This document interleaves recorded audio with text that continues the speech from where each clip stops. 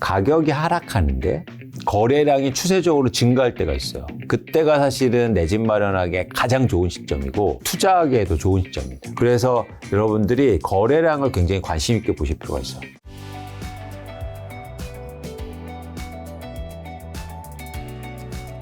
그래서 이제 그 말씀을 드렸고, 이제 본격적으로 또 부동산 얘기를 드려야 되는데, 이제 최근에 저희가 이제 부동산에 관심 있는 건 결국 가격이지 않습니까? 그렇죠. 그래서 전체적으로 가격 흐름을 말씀드리고 싶은데, 최근에 굉장히 혼란스러워요. 네. 왜냐면 쉽게 말해서 뭐 일부 좀 오르는 곳도 있고 떨어지는 곳도 있고 거래량이 조금 회복했다가 다시 떨어지고 있고 뭐 이런 어떤 시장의 방향성을 판단하기에 굉장히 어려운 시장인데 그럼에도 불구하고 전체적인 시장을 한번 저희가 보시면서 그리고 전망을 좀 해드릴까 합니다. 근데 이렇게 혼란스러울 때는 한 아파트의 흐름을 볼 필요가 있어요. 전체 시장보다. 뭐 지수가 뭐 12주간 떨어졌습니다. 뭐 이런 것들은 사실 의미가 없잖아요. 저희가 내 집 마련하는데. 그래서 전체적으로 한 아파트의 가격 흐름을 한번 보여드릴게요. 네. 이건 어느 아파트라고 말씀을 안 드리고 강남의 한 아파트의 가격 흐름입니다. 강남구인가요? 서초구인가요? 송파구인가요? 송파구입니다. 송파구의 대단지 아파트인데 이제 그런 데가 거래가 빈번하기 때문에 저희가 이제 예를 들어서 강남구의 압구 정도의 아파트는 할 수가 없어요. 왜냐면 한 달에 2채가 거래되는데 그거는 시장을 전체를 파악하기 힘들잖아요. 그래서 저희가 이렇게 대단지 아파트의 거래가 빈번한 30평대 아파트를 쭉 조사해보면 예를 들어서 이게 최고점이 23억 8천만 원에 거래되다가 10억 8천만 원으로 떨어졌죠. 네. 그러다가 지난해 2023년도에 이게 쭉 회복이 돼요. 그다음에 21억 3천으로 고점 찍고 그다음에 19억으로 최근에 호가가 거래되고 있고 뭐 이렇게 거래가 됐습니다. 네. 뭐 이런 상황이에요. 그래서 여러분들이 이렇게 보시면 많이 올랐다가 한번 팍 떨어졌다가 지난해 이제 가격이 또 회복했다가 최근에 다시 조금씩 떨어지고 있는 분위기다. 그래서 이제 지금 전망이 중요한 거죠. 이게 다시 이렇게 올라갈 거냐 아니면 떨어질 거냐. 그래서 굉장히 변곡점이긴 해요. 그런 판단에서 어쨌든 요 표를 보시는데 그 전에 전망 전에 이거 보면 김 작가님 어떤 생각이 딱 드세요? 이렇게 가격이 막 급변하잖아요. 궁금하지 않습니까? 어떤 사람이 23억 8천에 사고 네. 어떤 사람이 15억 8천에 샀는지 궁금하지 않으세요? 23억 8천이 영끌이고 20억 8천이 뭐 고수인가요? 그러니까 네. 이게 불과 2년 차인데요. 그렇죠. 누군가는 이 똑같은 아파트를요. 네. 8억을 싸게 사요. 그러니까요. 누군 8억을 비싸게 사고. 네. 그래서 저는 계속 웃으시는 거는 제가 그때 샀다는 얘기 또 하고 싶어서 그런 건가요? 아니야. 그래서 궁금한 거예요. 아까 말씀하신 것처럼 이게 영끌했나? 아니면 이 사람은 진짜 고수인가? 그래서 저희가 조사를 한번 해봤습니다. 이걸 찾을 수가 있나요? 찾을 수 있죠. 조사해봤더니 일단 저가에 산 사람은 마이클이에요. 가명이죠. 네, 가명이죠. 메이미 씨가 지난해 2023년 6월에 최저가에 삽니다. 그런데 매입 가격이 16억이에요. 네. 그러니까 그리고 가장 비싸게 산 사람은 제임스인데요. 이 사람은 23억 8천만 원에 사요. 네. 근데 공교롭게도 마이클과 제임스는 똑같이 갭 투자를 했습니다. 근데 마이클은요, 갭 투자를 했잖아요. 갭 투자할 때 전세 가격이 9억 7천만 원이었어요. 그러니까 내 돈이 6억 3천만 원 들어가요. 그리고 현재 전세도 이 정도의 시가에 유지되고 있습니다. 그랬더니 이 사람은 현재 투자 금액이 이렇게 하고 이 금액이 19억 9천만 원 정도 올랐거든요. 그러니까 이 거래되는 게 그러니까 예상 매매 차액이 3억 9천이고 수익률이 60%가 넘어요. 1년 뭐 이 정도 됐는데 그런데 제임스는 이 가격을 23억 8천만 원에 사는데 이때 당시에 갭 투자했으니까 전세가 14억이었어요. 근데 기간이 지나는 동안 전세가 또 떨어졌어요. 그래서 또 거의 3억 7천만 원을 더 자기 돈 태웁니다. 그러니까 결국에 자기가 투자한 게 13억 5천만 원이 됐어요. 그런데 가격이 심지어 산 데에서 또 떨어졌잖아요. 그래서 수익률이 이제 거의 30% 마이너스예요. 마이클은 이 똑같은 집을 내 돈 6억 3천만 원 들여서 샀고 제임스는요 13억 5천만 원 들어서 산 거예요. 충격적이지 않습니까? 네. 같은 집을요. 불과 2년 만에. 그쵸. 층도 비슷한데. 그만큼 이제 두 가지를 말씀드리고 싶어요. 뭐냐면 이렇게 지금 시장의 변동성이 크다. 그거고요. 두 번째는 뭐냐면 여기에서 결국에는 뭐가 중요한 겁니까? 핵심은 언제 사느냐. 네. 그래서 왜 제가 계속 강조하잖아요. 집은 뭘 사는 것도 중요하지만 언제 사는 것도 중요하다. 훨씬 더 어쩌면. 특히 지금처럼 변동성이 클 때는. 그래서 여러분들은 지금 언제에 더 관심을 가지셔야 돼요. 뭐보다. 근데 우리는 아직도 관성적으로 어디 사야 되는데 이 질문만 하고 있다는 겁니다. 그래서 제가 계속 말씀드리잖아요. 사실 이렇게 예, 시장이 특히 가격이 하락하고 변동성이 클 때는 언제에 대해서 여러분들이 많이 고민하셨으면 좋겠다. 네. 그래서 그런 시점은 많은 분들이 이렇게 또 여쭤봐요. 야, 그거 어떻게 알아? 그러니까요. 그거 알면 돈 벌지. 아니, 근데 마이클은 샀지 않습니까? 마이클은 샀는데 저희가 왜 못해요? 할 수 있다. 그래서 그런 차원에서는 저희가 언제, 웬에 대해서 관심을 많이 가지실 필요가 있다는 거고요. 그런 측면에서 흥미로운 또 그래프를 하나 보여드릴게요. 이거는 한국의 다주택자들이 보유한 아파트들이 증감한 현황입니다. 쉽게 말해서 2013년부터 한국의 아파트 가격이 오르기 시작했는데 이때 이후로는 계속 다주택자들이 집을 늘려만 갔어요. 네. 그렇죠? 그러다가 2021년도에 다주택자가 갖고 있는 아파트가 갑자기 훅 줄어듭니다. 왜일까요? 보유세가 올라서? 물론 그런 요인도 있겠죠. 그런데 중요한 건 2021년도가 집값이 가장 비쌌을 때예요. 아까도 보시면 그런 전체적으로 한국의 집값이 가장 고점일 때. 네. 아까 제임스도 2021년도에 집을 산단 말이죠. 근데 그때 다주택자들은 오히려 집을 팝니다. 집값이 비쌀 때. 그러다가 2022년도에 오히려 집을 늘려요. 네. 이때는 언제냐면 집값이 또 빠졌을 때. 그러니까 사실은 이렇게 다주택자들을 보면 이 사람들은 언제에 더 관심이 많은 거죠.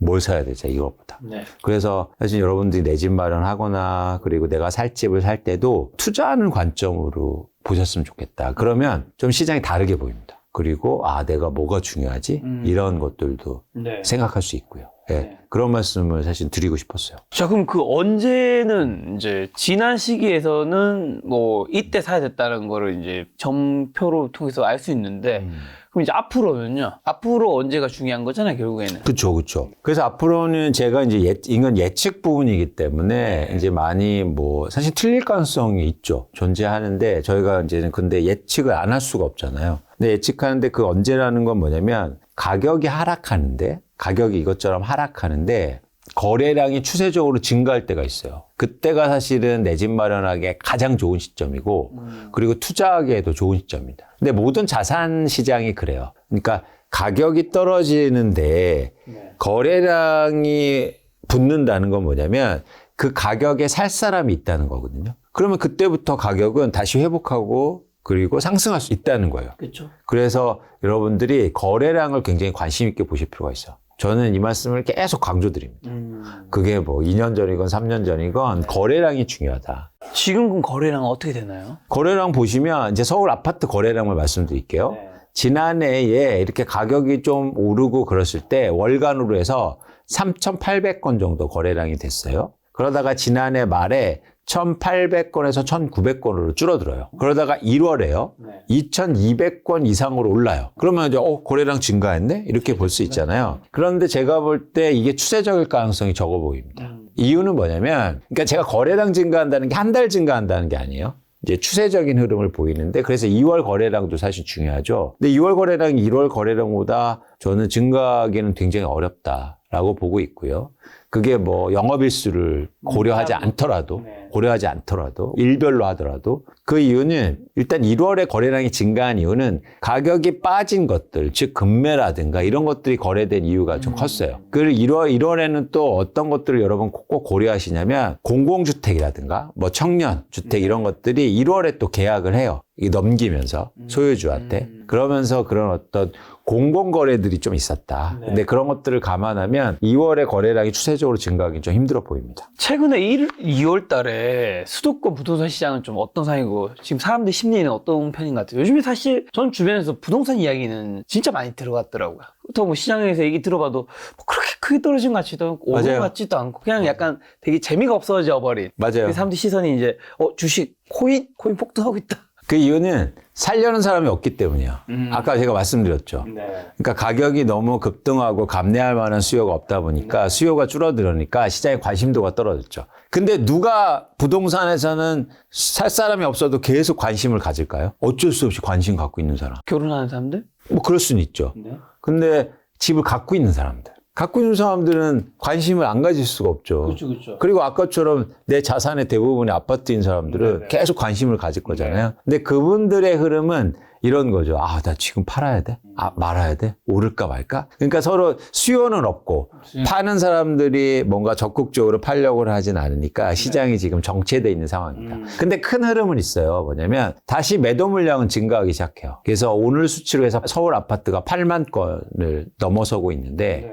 그러면 매도 물량이 다시 증가하고 있다는 건 집을 갖고 있는 사람들이 팔려는 그런 물량이 또 증가하기 시작했다는 겁니다. 그러면은 매도 물량 증가는 공급 증가잖아요. 그렇죠. 그러면은 가격이 다시 하락할 수도 있다는 거죠. 단기적으로 봐도.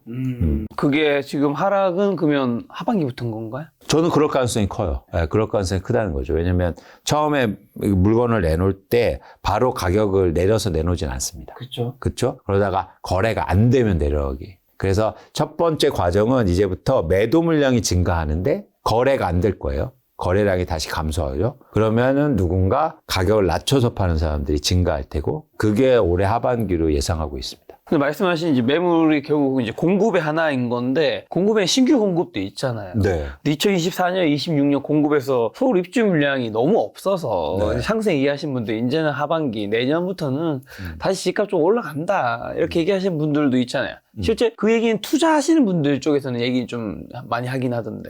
그런데 서울에 특히 입주 물량의 집값을 결정하는 건 아니에요. 제가 단언하게 말씀드리는 건데 뭐냐면 집값을 결정하는 공급은 집을 갖고 있는 사람들이 시장에 내놓는 매물의 양입니다. 입주가 아무리 줄어도요. 쉽게 말해서 집을 갖고 있는 사람들이 시장에 팔려고 많이 해요. 그럼 집값은 떨어질 수 있다는 거죠. 그게 어디에서 나타나냐면 저희가 2011년, 12년, 13년도가 서울의 아파트 가격이 가장 많이 빠지는데 그때 입주 물량도 예를 들어서 3년 전, 5년 전보다 거의 반토막 수준이었습니다. 근데 입주 물량이 준다고 해서 집값이 올랐냐? 아니요. 더 빠졌다고요. 이유는 뭐냐면 집을 갖고 있는 사람들이 팔려고 막 하니까. 그래서 입주 물량과 집값을 연결시키기는 사실은 제한적이다. 그래서 여러분들이 입주 물량 준다고 해서 너무 걱정하시거나 특히 무주택자분들 그러실 필요는 없다는 겁니다. 그 작년에 집값이 올랐던 거는 정부의 특례 대출 같은 것도 있었잖아요. 그렇죠, 그렇죠. 신생아 특례 대출도 이제 영향 좀 작그나마 영향 미친다고 많은 분들이 얘기는 하시던데 작년만큼은 금액이 크지 않으니까. 그렇죠. 현황을 근데 볼 필요가 있는데 일단 특례보금자리 주택은 전 세대에 걸쳐서 좋잖아요. 그렇죠. 그렇기 때문에 일종의 수요가 많을 가능성이 있는 거고 이거는 제한돼 있잖아요. 조건이. 그래서 이제 해당되는 분들이 많지 않고 또 하나 신생아를 낳으신 분들은 자산 규모가 적을 가능성이 크지 않습니까? 그래서 막 아기 낳았다고 해서 집을 바로 사거나 이러기 좀 힘들지 않느냐 보고 있는 거예요. 그래서 이제 그런 것도 현황으로 나타나고 있는데 최근 신생아 대출이 대출된 이후로 지금 한 달 정도가 지나가고 있는데 3조 원 정도가 대출됐어요. 근데 그중에서 신규 구입자금 대출이 20%밖에 안 됩니다. 나머지는 다 대환 대출이에요. 기존의 고금리 대환하고. 그러니까 그게 신규 수요를 불러일으키는 신생아 대출이 아니라는 거죠. 그래서 시장에 큰 변화를 일으키지 못하고 있는 상황입니다. 정부의 미분양 주택은 조금 더 늘어나고 있나요? 미분양 주택 증가하고 있죠. 특히 지방을 중심으로 해서. 그래서 건설사들이 다시 분양 물량을 증가하고 있으니까 근데 분양가가 너무 비싸고 시장이 안 좋다 보니까 미분양이 다시 6만 가구 밑으로 떨어졌다가 6만 가구 이상으로 올라가고 있는 상황입니다. 그럼 올해는 정부가 부동산 정책 좀 어떻게 할까요? 이제 다음 달이 벌써 총선이죠. 총선이 되게 중요한데 총선 여부에 따라서 이제 부동산 정책이 좀 달라질 수 있는데 일단 한국의 지금 부동산 정책은 쉽게 말해서 완화책은 대부분 나왔어요. 대출이든 그게 규제 완화든 분양가 상한제든 어쨌든 이런 어떤 투기 지구 지정이든 법을 필요치 않는 규제 완화는 다 단 상태예요. 이게 남은 건 사실은 예를 들어서 총선 이후로 만약에 정책이라고 하면 법을 통한 이게 정책 변화 이런 것들이 있을 수 있잖아요. 대표적으로 이런 거죠. 취득세를 완화해준다. 이런 것들은 사실 영향을 미칠 수 있죠. 그래서 총선을 보면서 정책 예측을 해야 되는데 저희가 이제는 총선 예측은 사실 힘든 거니까. 누가 할지 모르니까. 그건 대응하는 영역입니다. 혹시 어디가 되냐가 집값에 어떤 영향을 미치나요? 근데 그런 측면에서 이거 한번 더 볼게요. 이 세대별로 자산 비중이잖아요. 이거 한번 다시 한번 보자고요. 그러니까 일단 우리나라는 이제 두 당이 있지 않습니까? 그렇죠, 두 당이. 근데 연령별로 지지도가 되게 다르잖아요. 나이 드신 분이 아무래도 보수 쪽이고. 그렇죠. 네, 나이가 젊으신 분들이. 그리고 나이가 젊으신 분들은 뭘 해야 됩니까, 앞으로? 이걸 보면 부동산을 계속 사나가야 되잖아요. 그렇죠. 그렇죠? 이렇게 사나가야 되잖아요. 네. 그렇기 때문에 이쪽은 사실은 뭘 원하냐면 부동산 가격이 쉽게 말해서 떨어지는 걸 떨어지길 원해요. 원한다. 근데 이분들은요. 오르기를 원하죠. 오르긴 원하죠. 네. 자기 자산의 80%가 부동산이니까. 아, 이거는 제가 뭐라고 하는 게 아니에요. 당연한 거. 당연한 거죠. 당연한 거죠. 내 이해관계인데. 그렇죠. 그러면 어떻게 되겠습니까? 예를 들어서 보수 쪽이 이기면 당연히 이쪽에 좀 힘을 쓰지 않겠어요? 예, 반면에 제가 이제는 막 이렇게 가려는 건 아닙니다. 그냥 이걸 그럴 확률이 있다. 네, 인지상정? 뭐 이 정도로 하시죠. 아니, 뭐 제가 이거 예측 영역은 아니니까 그럴 가능성이 있지 않을까. 법적인 얘기해 주셔서 일단은 강남 그럼 상구는 지금 어떤 상황인가요? 아까 전에 송파구 말씀해 주셨는데 강남과 서초구는 좀 어떤 상황이에요? 집값이? 같은 분위기예요. 이제 정체돼 있죠. 네. 크게 이제 거래가 없고 네. 그리고 가격이 빠지거나 오르고 있는 상황은 아니고 계속 전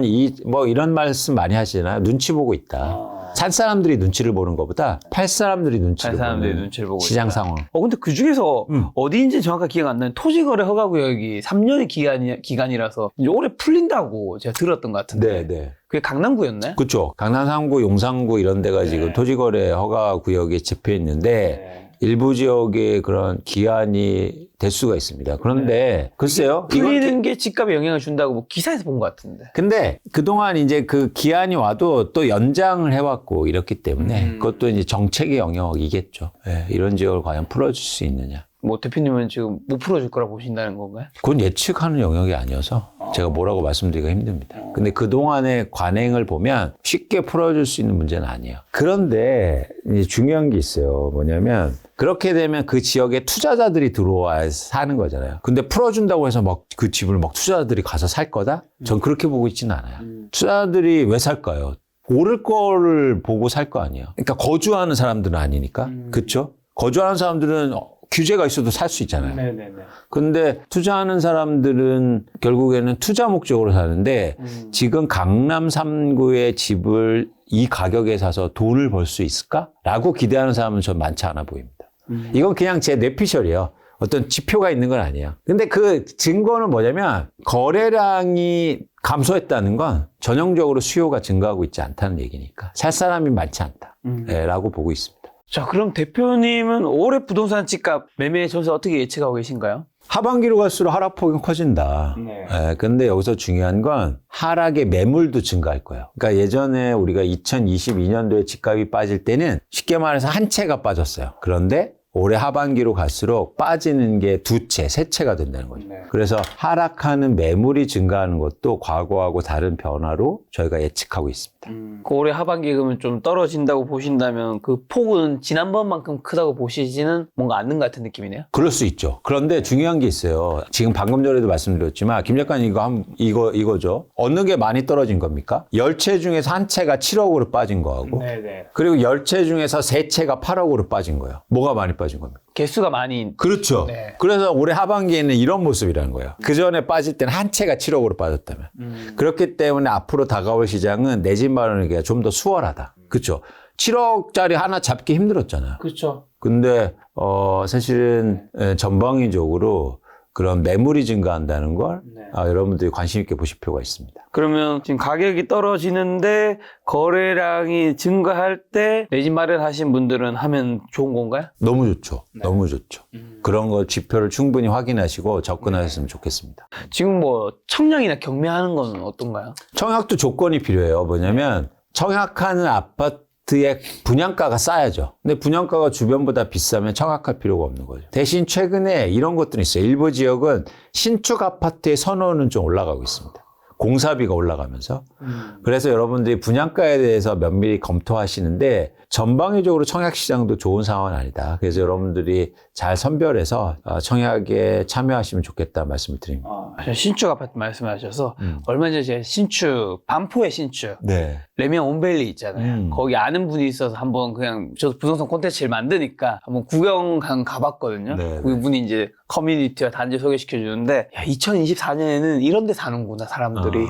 이런 생각이 들더라고요. 갑자기 저희 집에 딱 돌아오는데 뭔가 너무 과거로 돌아간 느낌이었어요. 거긴 커뮤니티 시설에 뭐 수영장, 뭐 거의 헬스장 당연히 있는 거고 요즘에 뭐 있는 거지만 어쨌든 그것도 되게 시설도 엄청 좋고 그다음에 뭔가 디지털로 예를 들면 뭐 카페 같은 게 있으면 거기 앞에서 가서 이제 뭐 자기가 딱 앞에 서면 얼굴 인식이 되더라고요. 그쵸. 얼굴 인식이 돼서 그 아메리카노 카페 할 때 주문하면 그게 갈리비에 나오더라고요.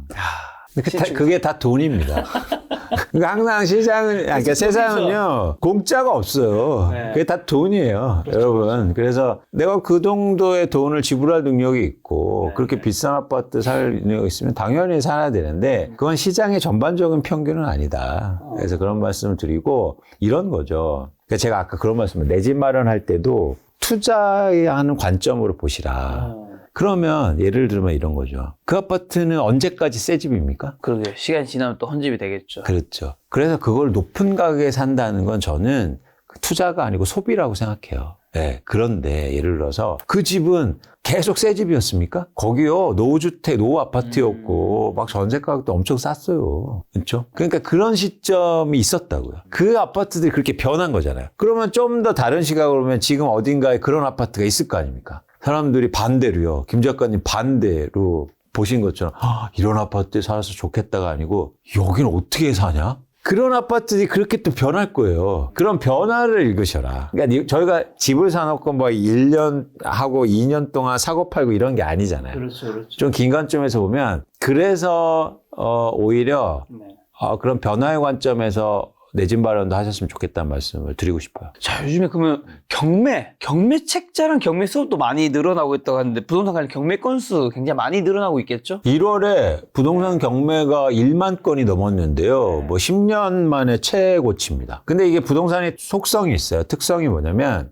집값이 떨어지면, 그러니까 주식은 떨어지면 손절 같은 걸 하잖아요. 네. 근데 집은 절대 손절하지 않아요. 끝까지 갖고 있어요. 그러다가 경매로 나와요. 그래서 사실 이런 경매가 좀 더 시장이 악화되고 있다는 어떤 증거가 될 수 있는 거죠. 이럴 때 경매를 하는 건 굉장히 좋은 방법일 수 있겠네요. 좋은 방법일 수 있는데 뭐 권리관계라는 게 이런 게 또 복잡하고 여러 가지 초보자들이 힘든 경우가 있으니까 좀 조심해서 접근할 필요는 있습니다. 제가 아는 또 전문가분께서는 부동산 대출이 집값이랑 굉장히 큰 관련이 있다면서 대출이 늘어날 때가 내 집을 마련하기 좋은 거다. 왜냐하면 투자 심리가 결국 대출량의 증가로 이어질 테니까라고 하던데 부동산 대출은 좀 어떤 상황인가요? 부동산 대출도 조금씩 증가하고 있는데 증가하는 절대 규모는 줄어들고 있어요. 그건 맞고. 근데 중요한 건 전 대출에 대해서 말씀드리고 싶은 건 대출은 동행 지표예요. 부동산 가격이 오르면 대출도 증가하게 돼 있어요. 그렇죠. 그렇죠. 상승하면. 반대로 하락하면 하락 떨어지겠죠. 네, 부동산 대출 규모도 줄어들고. 이미 늦었다는 건가요?